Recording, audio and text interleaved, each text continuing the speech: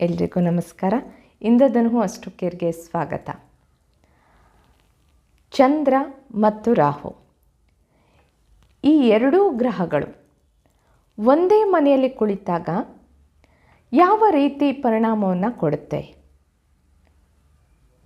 ಚಂದ್ರ ಮತ್ತು ರಾಹು ಕೆಲವರು ತುಂಬ ಭಯ ಪಡ್ತಾರೆ. ಚಂದ್ರ ಮತ್ತು ರಾಹು ಎರಡು ಒಟ್ಟಿಗೆ ಕುಳಿತಿದೆ, ಏನು ತೊಂದರೆ ಆಗುತ್ತೋ ಏನೋ.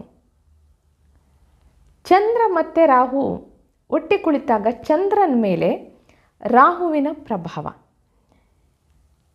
ಯಾಕೆ ಅಂತಂದರೆ ನಾವು ಅನೇಕ ಸಾರಿ ನಮಗೆ ಚಂದ್ರಗ್ರಹಣ ಆದಾಗ ನಮಗೆ ತಿಳಿದಿದೆ, ರಾಹು ಸಂಚಾರ ಮಾಡ್ತಾ ಚಂದ್ರನ ಒಂದು ಜೊತೆಯಲ್ಲಿ ಬಂದು ಕುಳಿತಾಗ ಈ ಒಂದು ಗ್ರಹಣ ಸಂಭವಿಸುತ್ತೆ ಅಂತಕ್ಕಂಥದ್ದು. ಈ ರೀತಿ ಚಂದ್ರ ಮತ್ತು ರಾಹು ಒಟ್ಟಿಗೆ ಬಂದಾಗ ಆ ಒಂದು ಗ್ರಹಣದ ಥರ ನಮ್ಮ ಜೀವನ ಆಗಿಬಿಡುತ್ತಾ, ಅಥವಾ ಇದರಿಂದ ಭಾಳ ಸಮಸ್ಯೆಯನ್ನು ಜೀವನದಲ್ಲಿ ಎದುರಿಸ್ತೀವ ಅನ್ನೋದು. ಚಂದ್ರ ರಾಹು ಇದ್ದಾಗ ವಿಪರೀತವಾಗಿ ಯೋಚನೆ ಮಾಡುವಂತೆ ಮಾಡುತ್ತೆ. ಭಾಳಷ್ಟು ಯೋಚನೆ ಮಾಡ್ತಾರೆ, ಏನು ಮಾಡಬೇಕು, ಹೇಗೆ ಮಾಡಬೇಕು. ಅವರಲ್ಲಿ ಬರೀ ವಿಚಾರಗಳು ತುಂಬ ಫಾಸ್ಟಾಗಿ ಓಡ್ತಾ ಇರುತ್ತೆ. ಒಂದು ನಿಮಿಷನೂ ಸಹಿತ ಅವರು ಯೋಚನೆ ಇಲ್ಲದೆ ಇರಲ್ಲ, ಓಡ್ತಾನೇ ಇರುತ್ತೆ. ಯಾರೋ ಮಾತಾಡ್ತಾ ಇದ್ದರೂ ಅವರದ್ದು ಎಷ್ಟು ಫಾಸ್ಟ್ ಗತಿಯಲ್ಲೇ ಇರುತ್ತೆ ಅಂತಂದರೆ ಅವರೇನು ಇನ್ನೇನು ಮುಗಿಸೋದ್ರೊಳಗೆ ಇವರು ಆ ಕೆಲಸವನ್ನು ಮಾಡಿಬಿಡ್ತಾರೆ. ಯಾಕೆ ಅಂತಂದರೆ ರಾಹು ಏನು ಮಾಡುತ್ತೆ ಅಂತಂದರೆ ವಿಪರೀತವಾಗಿ ಯೋಚನೆ ಮಾಡುವಂತೆ ಮಾಡುತ್ತೆ. ರಾಹು ಯಾವುದೇ ಆಗಲಿ ಒಂದು ಎಕ್ಸ್ಟ್ರೀಮ್. ಮತ್ತು ಅವರು ಯಾವತ್ತೂ ಒಂದು ವಿಚಿತ್ರವಾದ ಯೋಚನೆಗಳನ್ನೇ ಮಾಡ್ತಾರೆ. ಎಲ್ಲರೂ ಒಂದು ರೀತಿಯಲ್ಲಿ ಯೋಚನೆ ಮಾಡ್ತಾ ಇದ್ದರೆ ಅವರು ಇನ್ನೊಂದು ರೀತಿಯಲ್ಲಿ ಯೋಚನೆ ಮಾಡ್ತಾ ಇರ್ತಾರೆ. ಯಾಕೆ ಅಂತಂದರೆ ರಾಹು ಎಲ್ಲ ಕಟ್ಟಳೆ ನಿಯಮಗಳನ್ನು ಮೀರಿ, ಅಂದರೆ ಒಂದೇನು ಪರಿಧಿ ಅಂತೀವಿ ಆ ಪರಿಧಿಯನ್ನು ಮೀರಿ ಯೋಚನೆ ಮಾಡೋದಕ್ಕೆ ಹಚ್ಚಿಸುವಂತಹ ಪ್ಲ್ಯಾನೆಟ್. ಆ ರೀತಿಯಲ್ಲಿ ರಾಹು ಮತ್ತು ಚಂದ್ರ ಇದ್ದಾಗ ಯೋಚನೆ ಮೇಲೆ ವಿಶೇಷವಾಗಿ ಪ್ರಭಾವ ಬೀರುತ್ತೆ. ಹಾಗೆಯೇ ಚಂದ್ರ ಮತ್ತು ರಾಹು ಇದ್ದಾಗ ಸಾಮಾನ್ಯವಾಗಿ ಅವರು ಭಾಳಷ್ಟು ಇಮೋಷ್ನಲ್ ಆಗಿಬಿಡ್ತಾರೆ. ಯಾಕೆ ಅಂತಂದರೆ ಯಾವುದನ್ನಾದರೂ ಒಂದು ವಿಪರೀತವಾಗಿ ತೆಗೆದುಕೊಂಡು ಹೋಗ್ತಕ್ಕಂಥದ್ದು. ಅಂದರೆ ಇವ್ರು ಸ್ವಲ್ಪ ಜಾಸ್ತಿ ಆಯಿತು ಅನ್ನೋ ಥರ ಬೇರೆಯವರಿಗೆ ಅಲ್ಲಿ ಫೀಲ್ ಆಗುತ್ತೆ. ಆ ಥರ ಚಂದ್ರ ಮತ್ತು ರಾಹು ಕಾಂಬಿನೇಷನ್ ಮನಸ್ಸಿಗೆ ಸದಾ ರಾಹು ಅಂತಂದರೆ ಅಲ್ಲಿ ಕಿರಿಕಿರಿ, ಮಾಯೆ. ಅಂದರೆ ಮನಸ್ಸು ಹಲವಾರು ಬಾರಿ ತಪ್ಪು ಯೋಚನೆಗಳನ್ನು ಮಾಡೋದಕ್ಕೂ ಕಾರಣ ಆಗುತ್ತೆ. ಆದರೆ ರಾಹು ಮತ್ತು ಚಂದ್ರ ಇದ್ದಾಗ ಅದರ ಒಂದು ಪಾಸಿಟಿವ್ ಸೈಡನ್ನು ನಾವು ಗಮನಿಸಬೇಕಾಗತ್ತೆ. ರಾಹು ಚಂದ್ರ ವ್ಯಕ್ತಿ ಏನನ್ನು ನೋಡ್ತಾನೋ, ಅಂದರೆ ಅಬ್ಸರ್ವೇಷನ್, ರಾಹು ಏನನ್ನು ನೋಡ್ತಾನೋ ಅದು ಆಗಿಬಿಡ್ತಾನೆ ಅಥವಾ ಅದನ್ನು ಮಾಡಿ ತೋರಿಸ್ತಾನೆ. ಅಂದರೆ ಅಲ್ಲಿ ಕ್ವಿಕ್ ಲರ್ನಿಂಗ್ ಯಾವುದೇ ಇರಲಿ, ನೋಡ್ತಾನೆ ವ್ಯಕ್ತಿಗೆ ಬಂದುಬಿಡುತ್ತೆ. ನೋಡ್ತಾನೆ ವ್ಯಕ್ತಿ ತಿಳ್ಕೊಳ್ಬಿಡ್ತಾರೆ.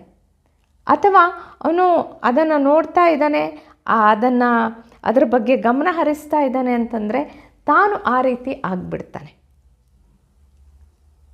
ಅದಕ್ಕೋಸ್ಕರ ಇದು ಒಂದು ಭಾಳ ಪವರ್ಫುಲ್ ಕಾಂಬಿನೇಷನ್ನು ಹೌದು. ವ್ಯಕ್ತಿಯನ್ನು ಒಂದು ರೀತಿ ರೆಡಿ ತಯಾರು ಮಾಡುವಂತಹ ಒಂದು ಕಾಂಬಿನೇಷನ್. ಅದಕ್ಕೆ ರಾಹು ಚಂದ್ರ ಜೊತೆಯಲ್ಲಿದ್ದಾಗ ಅದನ್ನು ಸಕಾರಾತ್ಮಕತೆಯ ಕಡೆಗೆ ಉಪಯೋಗಿಸ್ಕೊಂಡ್ರೆ, ಅಲ್ಲಿ ರಾಹು ಏನು ಮಾಡ್ತಾನೆ, ಏನು ಕೊಟ್ಟರು ಎಕ್ಸ್ಟ್ರೀಮ್ ತುಂಬ ಜಾಸ್ತಿಯಾಗಿ ಕೊಡ್ತಾನಲ್ವ, ಆ ಒಂದು ಫೀಲ್ಡಲ್ಲಿ ವ್ಯಕ್ತಿ ಶೈನ್ ಆಗೋದಕ್ಕೆ ಸಾಧ್ಯ ಆಗುತ್ತೆ.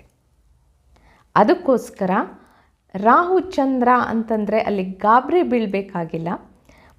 ಆದರೆ ಅದನ್ನು ಒಂದು ಸರಿಯಾದ ದಿಶೆಯ ಕಡೆಗೆ ತಗೊಂಡು ಹೋದಾಗ ಅಲ್ಲಿ ರಾಹು ಕೂಡ ಪಾಸಿಟಿವ್ ಆಗ್ತಾನೆ.